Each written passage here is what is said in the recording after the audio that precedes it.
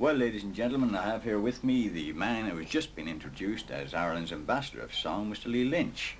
Hello, Lee. It's a pleasure to meet you. Good morning, Frank. A bit early, but never mind. The crack will be good. The crack will be good. Lee, we're going to try, in a very short space of time, to give the viewers a little insight into your long and varied career. I mean, it has been quite some years now, hasn't it? Oh, dear, yes, Frank. About 25, full-time, 25. Yeah. 25 years.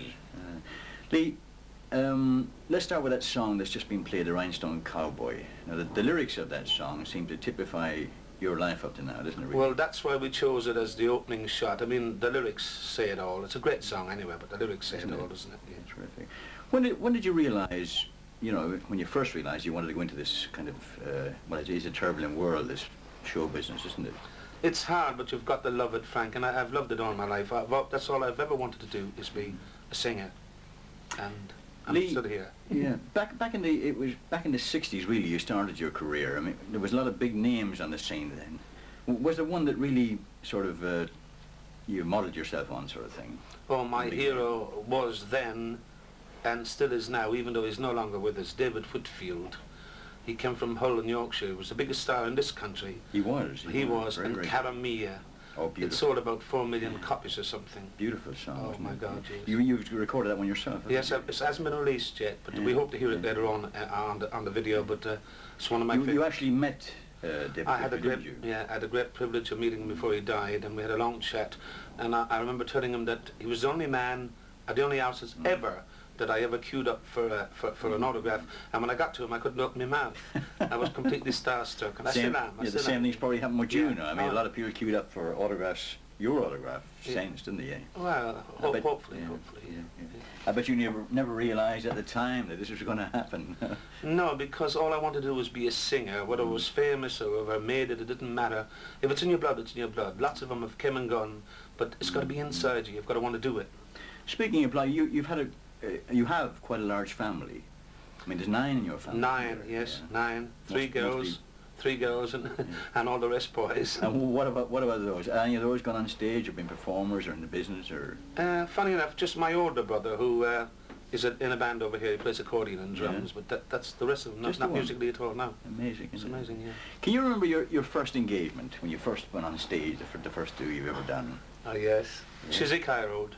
The Roebuck pub, and in them days we used to have all the old teddy boy gear and you know, get it on, Yes. and had them from all over Ireland, in London, used to come to see me. First Irish group ever in a pub or anything like that, and those were the days. Fantastic.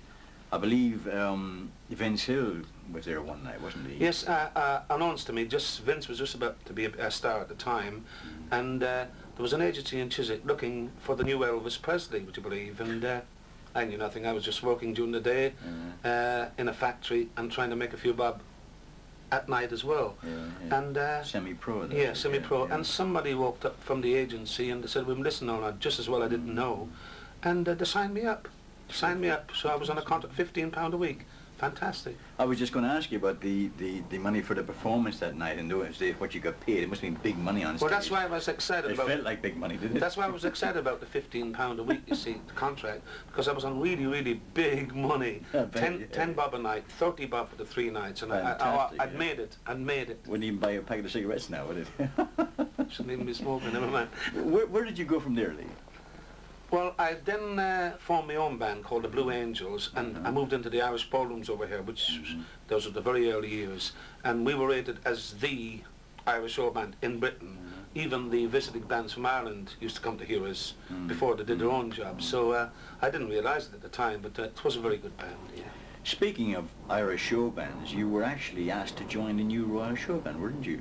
Yeah, now we're back to 71. They were my idols as well. From watching them when they come over on tour, the hysteria, I mean the Beatles of Ireland. They were big in those days. The Beatles of Ireland, and I didn't even know Brendan had left. Brendan Boyer, of course, the Royal Waterford Show Band, they were the boys. Brendan had left the band, and I didn't know it at the time, being over here trying to make a living this side. But I was approached. They flew over, they'd look for singers in Ireland, and for some reason, I don't know how they heard about me, but they offered me the job. And You are a similar style. yeah, very similar, voice yeah, to very Barry, similar. aren't you? Yeah. So they offered me the job, and I did. I spent 8 months over there, and I thoroughly enjoyed it. In the last, it's not so long ago, a few years back, you were on Irish television. You made an appearance on a show. Oh, Can yes. you tell us a little bit about A that? great how it mate came of mine from Connemara, Yeah. SBB, Sean Baum Brannick. About that time I started writing songs for other people. Margot, I wrote a single for Margot, and I wrote a song for a bit of fun called Paddy's on the Move Again. And of course I heard this was played on Irish radio, and I was invited over to a TV show, and I enjoyed it, yeah, Television. We're going to have a little look at that now. Oh, well. Round the town, she's a darling, she's a beauty. But the father 6'47", he found me boots underneath the bed. The shotgun's out and Paddy's on the move again. Well, the shotgun's out and Paddy's on the move again. He's a giant of a man and I'm only 4'10". She's a nice little girl and I love her like a friend. But the shotgun's out and Paddy's on the move again. So I bides me time till it gets dark and I'm up on me bike for Finsbury Park to a darling. She's a beauty, and the girls all shout wherever I go. It's Randy Paddy from Bannislow. The shotgun's out and Paddy's on the move again. Well, the shotgun's out and Paddy's on the move again. He's a giant of a man and I'm only 4'10". She's a nice little girl and I love her like a friend. But the shotgun's out and Paddy's on the move again. It is a lively number, right? Yeah, a bit of fun. Very, very good. Yeah. You wrote that number yourself, Lee? Yes, I've been writing for years. That was the first big success, and a comedy song as well. It's a really, really terrific number. They really get you going, doesn't yeah, it? we've had a one after that, Famous Seamus, which was, went down just as well, yeah. Lee, getting a little bit serious now. Back in 1976, you became very, very ill, and I believe almost left us.